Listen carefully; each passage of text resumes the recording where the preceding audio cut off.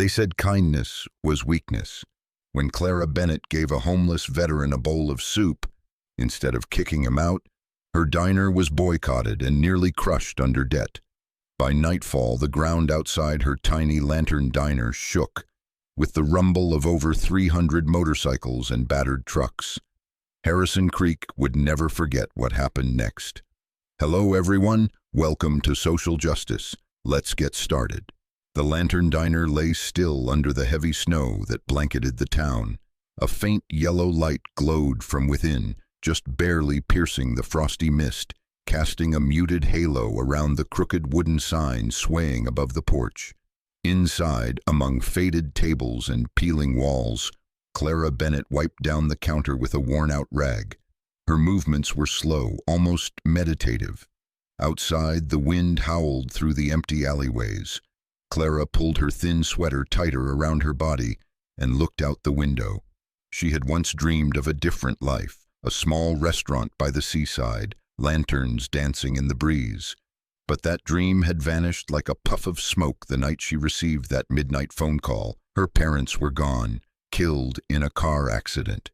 Now the lantern diner, once filled with laughter, with warm evenings scented with buttery baked cookies, was nothing but a cold, heavy relic of the past. A burden she carried alone.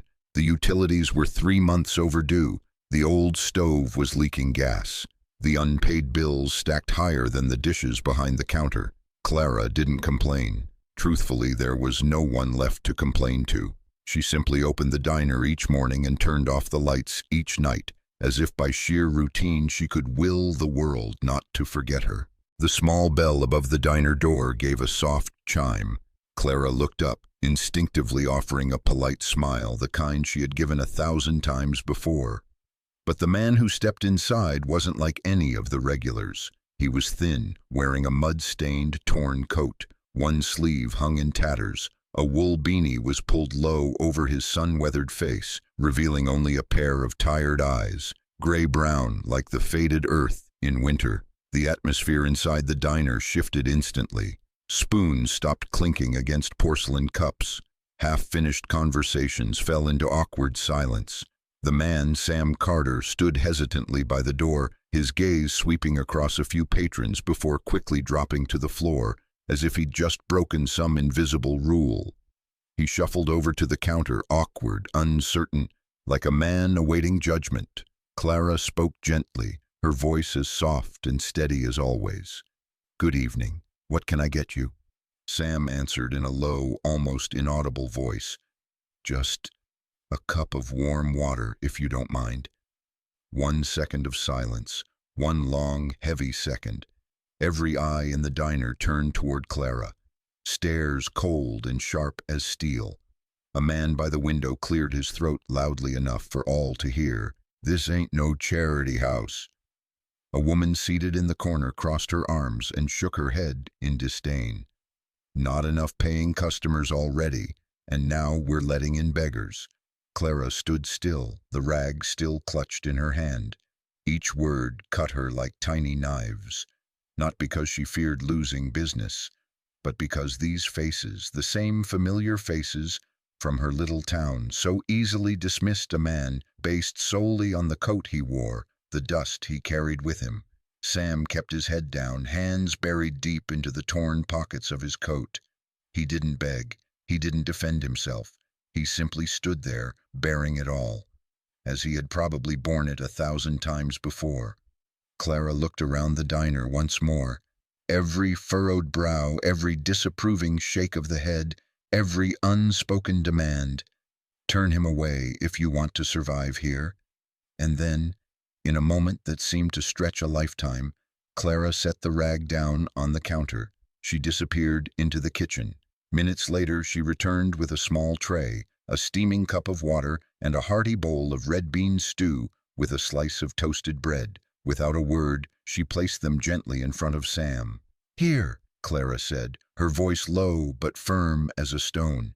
"Everyone has a place at this table. If anyone doesn't like it, the door's right there." The diner froze. No more spoons clinking, no more whispers. Only the sound of the cold wind slipping through the cracks in the door and the warm scent of fresh bread rising into the heavy, tense air. Sam looked up, his eyes glassy, not from the cold, but from the kind of sorrow born from too many lonely battles.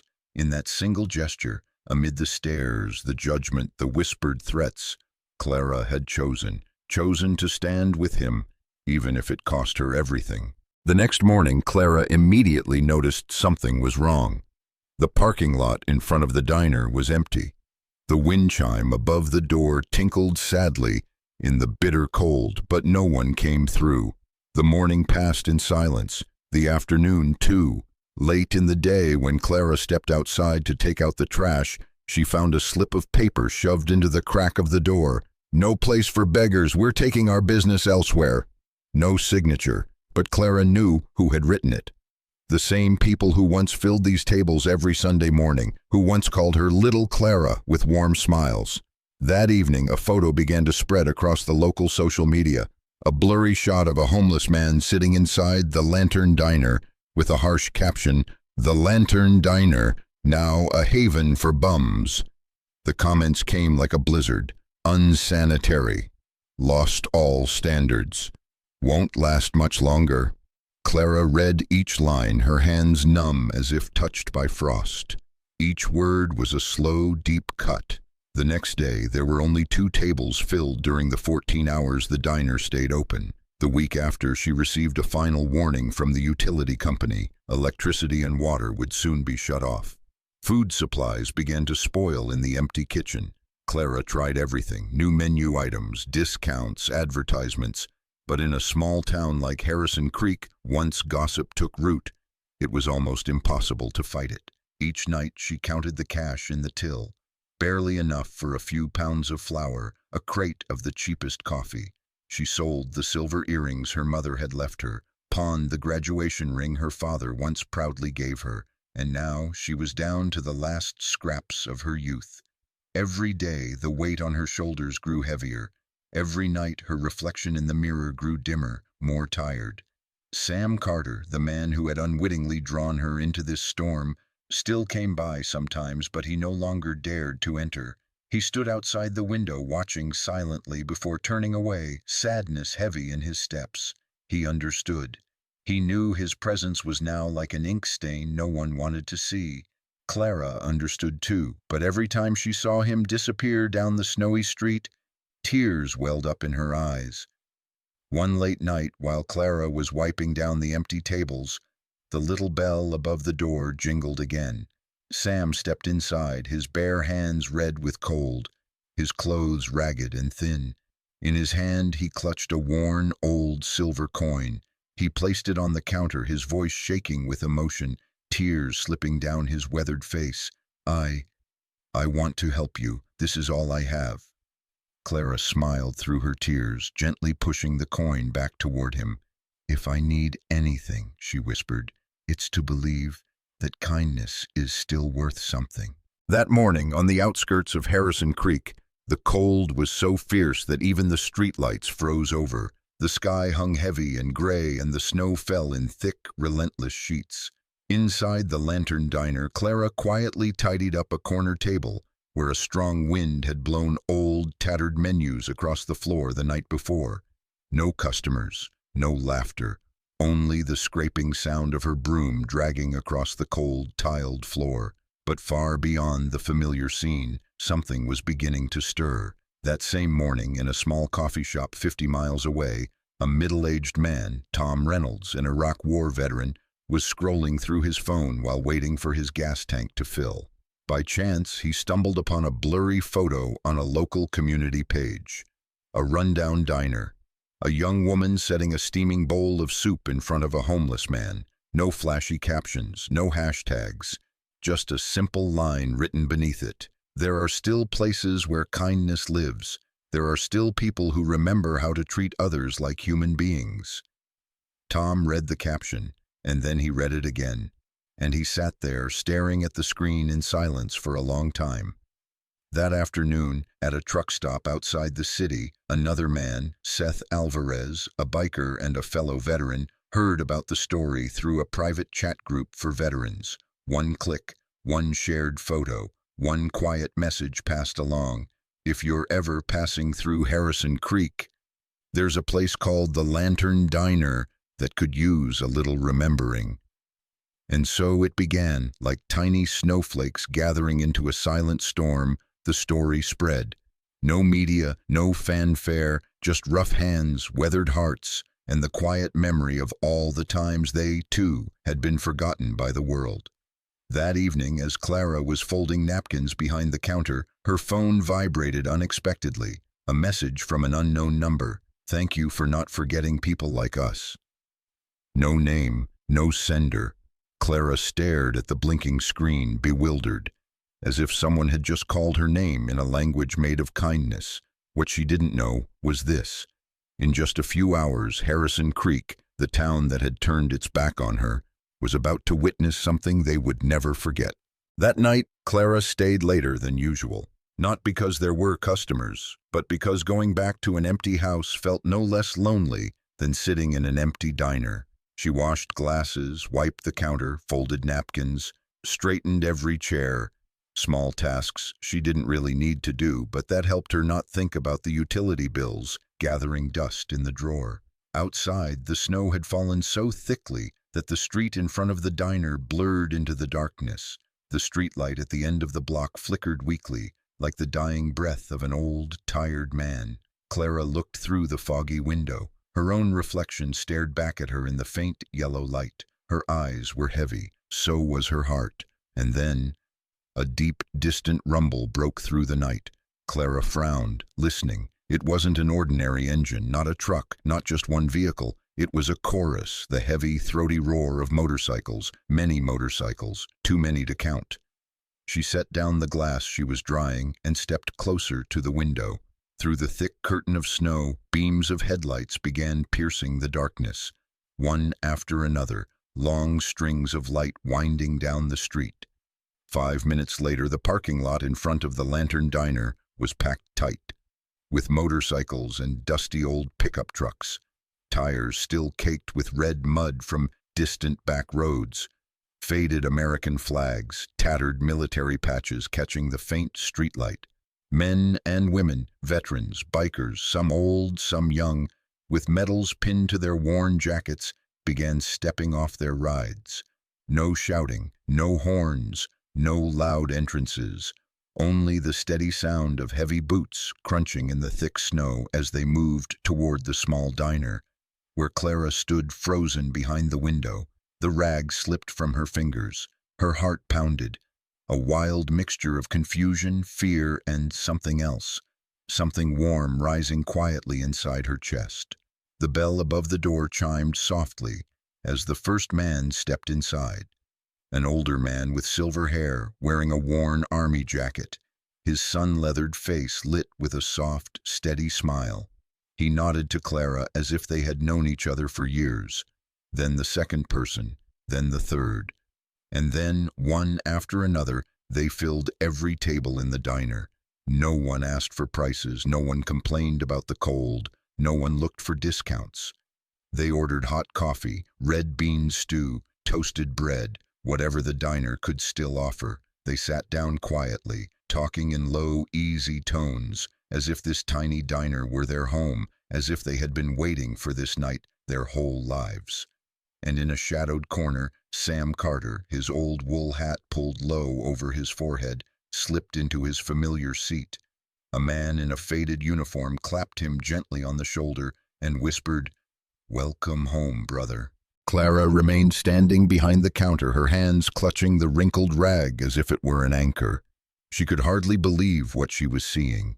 The diner, those empty, dust-covered tables, was now alive again, filled with laughter, low, warm, and kind, like the first spring breeze after a long winter, the soft clinking of coffee cups, the scraping of wooden chairs against the old floor, the quiet chuckles as someone retold an old story from distant battlefields. But no one was loud, no one was rowdy, and most importantly, no one made Clara feel small or out of place. Among the weathered faces around her, she felt something she hadn't felt in a very long time, a silent, sacred recognition. A large man in a worn leather biker jacket approached the counter, placing a $50 bill down without asking for change. He winked at her and said, "Coffee and a sandwich for me, the rest for your kindness." Clara nodded, choking back tears, her hands trembling slightly as she prepared his coffee, each movement slow, careful, as if she were afraid to disturb the fragile warmth that had finally filled her little diner. At a table near the window, Sam Carter sat between two fellow veterans. They passed him a hot cup of coffee, clapping him on the back like old brothers reunited after too many lonely years. A gray-haired man with a faded Marine Corps emblem pinned to his jacket said hoarsely, "We swore never to leave a brother behind, no matter where they are, no matter what shape they're in." Sam said nothing. He simply bowed his head low, hiding the tears that spilled quietly onto his trembling hands wrapped around the coffee cup. Meanwhile, behind the counter, Clara found herself rushing between tables. For the first time in months, she moved quickly, not out of fear, but out of joy. The sweet, exhausting rush of a place finally breathing with life again. Every table held a story. Every handshake was a silent thank you, and every glance toward Clara was no longer skeptical or cold. It was the gaze of those who truly understood. In a world growing colder by the day, there were still a few small flames left burning, and tonight they had found one here. Near midnight, when the sky outside had stopped snowing and the bitter cold had eased slightly, Clara leaned against the counter looking around her diner. The Lantern Diner. Small, cramped, old, but at that moment to her it was more beautiful than any castle. An elderly woman paused by the counter before leaving. She smiled, her wrinkled hand giving Clara's a gentle squeeze. "Sweetheart, when your kindness touches one person, it doesn't stop there. It spreads farther than you could ever imagine." Clara pressed her lips together, nodding through tears she no longer tried to hide. That night, the Lantern Diner didn't just serve coffee and soup. It served hope. It rekindled something many had thought was lost, faith in humanity. And Clara, not a hero, not a leader, not a celebrity, became the quiet heart of a small, extraordinary miracle. In the days that followed, Harrison Creek was no longer the same. The story of that night, that small miracle, spread through town. Not through headlines, not through television, but through stories whispered over morning coffee, passed from one grateful soul to another. People began coming to the Lantern Diner, not to stare, not out of curiosity, but because deep down, everyone longed for the same thing, a place to belong. A group of veterans quietly organized a fundraiser. Sam Carter was given a small room in a community housing project. The day he received his key, he stood motionless at the door, his hand trembling as he touched the handle, barely believing it was real. Clara was there too, standing quietly at a distance, smiling, her heart as light as a sunrise after a long storm. The Lantern Diner changed too. The once empty tables were now always full. The once fading laughter now echoed warmly against the old walls. Next to the worn photo of Clara's parents, a new photo was framed, a black and white image, capturing the moment Clara had set a bowl of soup in front of Sam. While he bowed his head, hands gripping hope like a rope pulling him from the edge. Below the photo, only a simple line. "Here, no one is forgotten." One afternoon, with the sunlight spilling gold across the floor, Sam Carter walked back into the diner. No longer hesitant, no longer weighed down by shame. His jacket was still old, but his eyes were bright and steady. He approached the counter and placed the old silver coin, the one Clara had once returned to him, gently on the surface. Sam smiled, the soft, kind smile of a man who had found his way home. "This time," he said, "I'm paying for the first meal I ever dared to call hope." Clara didn't speak. She simply took his hand, feeling the warmth flow between them through all the winters life had thrown their way. That night, snow once again blanketed Harrison Creek, but inside the Lantern Diner, the lights glowed softly, The scent of toasted bread filled the air, and the hum of laughter wrapped around the room like a warm quilt. Strangers, who once would have passed each other without a glance, sat together, sharing food, sharing stories, sharing hope. Clara stood by the window, a cup of steaming coffee in her hands, watching the snow fall gently outside. She knew the challenges weren't over, the debts hadn't vanished. The future was still misty and unsure, but she also knew she was no longer alone. And the Lantern Diner, no longer just an old diner, had become a lighthouse, a beacon for those who had lost their way. And as the night whispered softly around her, Clara thought, sometimes the whole world may turn its back on you, but even a single small flame can be enough to light an entire lifetime. If you enjoyed this story, don't forget, to help kindness spread farther, subscribe to hear more stories that touch the heart, and be sure to check out the next video. You won't want to miss it. See you in the next story.